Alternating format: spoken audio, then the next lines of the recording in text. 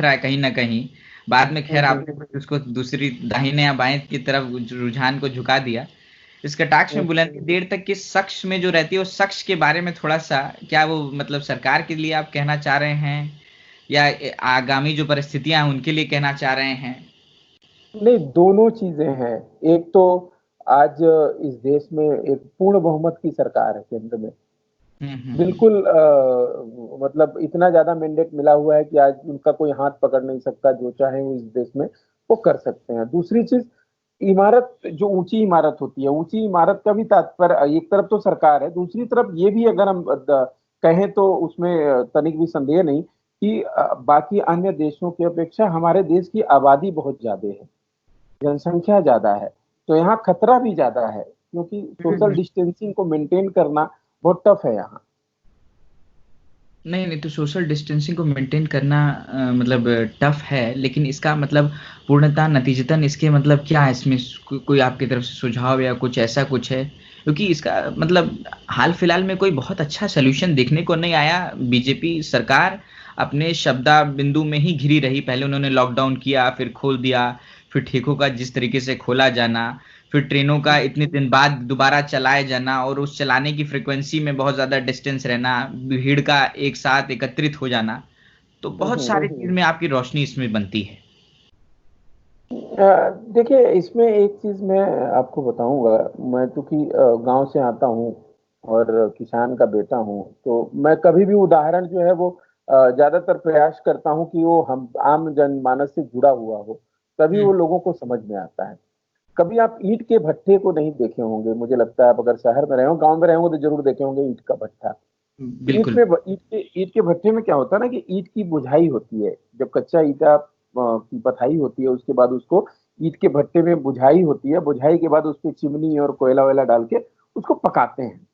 अब इसमें क्या है कि आप सपोज जितना उसको पकना था उतना पकने नहीं दिया, और उसके पहले ही अगर उसको आप खोल देते हैं बुझाई को, और ये चेक करने के लिए कि देखिए ईंट पकी है कि नहीं, उसके अंदर वाले ईंट में घुस जाते हैं समय के पहले, तो होता क्या है कि फिर से आप उसको पैक नहीं कर सकते, क्योंकि वो अक्सर उसी समय बुझाई की जाती है जब बारिश 3 महीने रह जाते हैं आने को।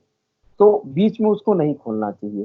तो आज की अगर परिस्थिति हम देखें तो इस देश में सबसे पहले तो लॉकडाउन गलत समय में लगाया गया, बिना सोचे समझे, बिना टाइम लोगों को दिए, बिना अलर्ट किए लॉकडाउन लगाया गया। और उसके बाद फिर लॉकडाउन को खोलना, जिस प्रकार से लॉकडाउन खोला गया है, वो भी एक बिना सोची समझी मतलब वो है, रणनीति है इनकी। कम से कम उस पर सोचना चाहिए, विचारना चाहिए, उस हिसाब से खोलना चाहिए। लोग यही मांग कर रहे थे कि प्रवासी अपने घर तक पहुंचे। अब आज प्रवासियों का मुद्दा पूरे देश में बहुत गंभीरता से लोग ले रहे हैं, लेकिन प्रवासियों के प्रति गंभीर नहीं है। मुद्दा गंभीरता से ले रही हैं सारी राजनीतिक पार्टियां हैं, सरकार है, बट उनके मुद्दे को ले रहे हैं, उनके प्रति कोई गंभीर नहीं है कि उनको सोल्यूशन क्या दिया जाए। सोल्यूशन आज बहुत जरूरी है। तो कहीं ना कहीं मुझे लगता है कि ये वही कहानी है ईंट भट्ठे वाली, कि समय रहते मतलब समय के पहले अगर आप ईंट भट्टे को खोल दीजिए तो सारे ईंट खराब हो जाएंगे, फिर आपका नुकसान बहुत बड़ा हो सकता है। तो वही ये लॉकडाउन खोलना जो गया है, वो यही है कि इस देश का बहुत बड़ा नुकसान होने वाला है, मुझे ऐसा प्रतीत होता है। अगर हम एकदम स्पष्टीकरण पे एकदम उतर कर एक सवाल मैं आपसे साझा कर रहा हूँ। सबसे पहला जरूर। सवाल, उत्तर प्रदेश से आप बिलोंग करते हैं, और राजनीति में मैं विशेषतः ये बिल्कुल संबोधित नहीं करूंगा कांग्रेस बीजेपी के संदर्भ में, लेकिन हाँ, आप प्रतिनिधित्व करते हैं श्रमिकों का, और ऐसे उस अनऑर्गेनाइज सेक्टर का जिनका कोई उल्लेख विलेख नहीं जनरली दिया जाता है। उस बात पर आज की डेट में मेरा आपसे सीधे तौर पे सवाल है, और इसमें बिल्कुल मैं चाहूंगा कि एक पुख्ता आप रोशनी दें, कि जब बसेस जिसने भी चलवाई, जो भी चलवाया, लेकिन जब उत्तर प्रदेश देश का सबसे ज्यादा आबादी वाला, 22 करोड़ की आबादी वाला स्टेट, 20 से 22 करोड़ की, वहां पर अंडरस्टूड फैक्टर यहां पर इन्वॉल्व होता है कि वहां पे सबसे ज्यादा लोग वहां पर जाना चाहेंगे, इच्छा रखते हैं। आगरा में उन बसेस की जब कतार लगा दी गई, तो उसमें उस उनके फिटनेस सर्टिफिकेट को लेकर ये सारी तुष्टिकरण क्यों करी गई कि किस राज्य से आते हैं, बसेस का पोल्यूशन दिखाइए, बसेस का फिटनेस दिखाइए। मतलब आज हम बनावटी राजनीति में इतने विलीन क्यों हो गए हैं? प्लस मैं 3 कैटेगराइजेशन में मदद के पैमाने को डालता हूं भैया। पहला, कोई मदद कर रहा है। दूसरा, कोई मदद नहीं कर रहा है, स्वयं की मदद कर रहा है, वो भी एक तरीके से मदद है इस बहुत बड़ी आपदा में। तीसरा, कोई पहले वाले को टोक रहा है, जो कि वो मदद करना चाहता है, उसकी मदद होने नहीं देता। तो ये तो मैं तीसरी कैटेगरी के चरम बिंदु पे देख रहा हूं कि जब बसेस लगाई गई, उसमें किसी का टीका टिप्पणी आया कि कोई ऑटो था, कोई मोटरसाइकिल था। अरे भाई, मोटरसाइकिल से भी 2 लोगों की जान बचाई जा सकती है, ऑटो से भी 3 लोगों की जान बचाई जा सकती है। यहाँ पर डैमेज कंट्रोल का देखना था। क्यों वहां से बस लौटने लगी, और क्यों पूरा एज ए राज्य, एज ए सारा देश, रिपब्लिक ऑफ इंडिया, इसको एक तरीके से एकजुट होकर अभी चलना चाहिए। तो ये क्यों हुआ, और आपका इसमें क्या कहना मेरा ये मानना है कि आज जो समय है, इसमें हर लोग दूसरे से सवाल करते हैं। और मेरा ये मानना है कि आप अपने आप से खुद सवाल करिए कि आपने क्या सहयोग किया। पहला चीज, अगर आप अपने आप से ये सवाल करना शुरू कर देंगे कि मैंने किसको कितना सहयोग किया, तो बहुत परिवर्तन हो सकता है, मेरा ही मानना। दूसरी चीज, रही बात बसों की और उत्तर प्रदेश की राजनीतिक सियासत और सरकार और विपक्ष की तरफ से, मैं किसी का नाम नहीं लूंगा, चूंकि अब आज बात कर रहे हैं तो ऐसे ही बता देते हैं।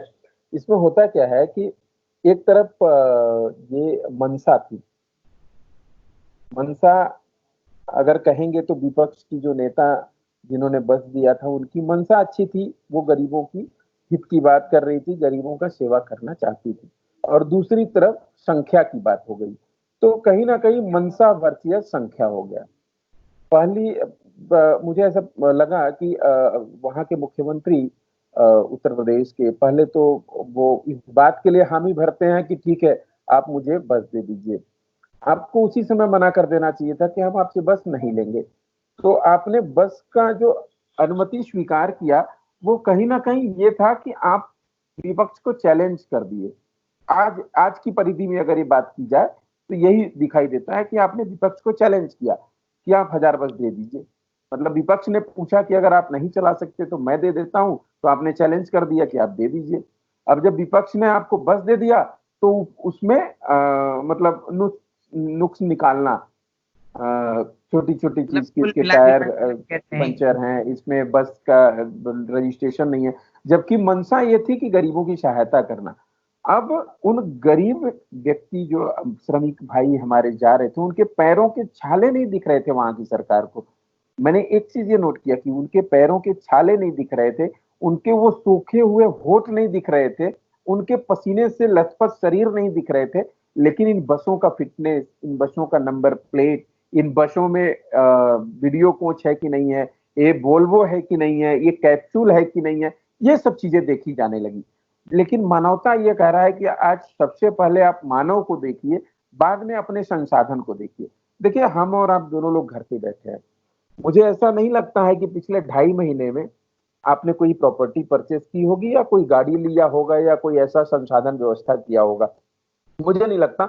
जनरली लोग नहीं कर रहे हैं, क्योंकि लॉकडाउन में सारी फैक्ट्रियां, मिल, कारखाने, दुकानें सब बंद है। और लोग ये चाहते हैं, ये सोच रहे हैं अपने मन में कि यार पहले हम बच जाते हैं, उसके बाद संसाधन का व्यवस्था करेंगे।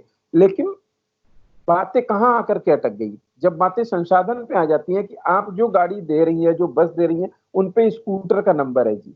अब हो सकता है कि 1000 बस में 4 स्कूटर के नंबर वाली गाड़ियां हों, या ग्रामीण अंचल की डग्गा मार बसें हों, और वो एक प्रदेश की स्थिति नहीं है। 23 करोड़ की आबादी वाली उत्तर प्रदेश की तो सबसे भयावह स्थिति है। ये हजारों की संख्या में वहां पर डग्गा मार बसें चलती हैं। लेकिन इस चीज को कहे कौन?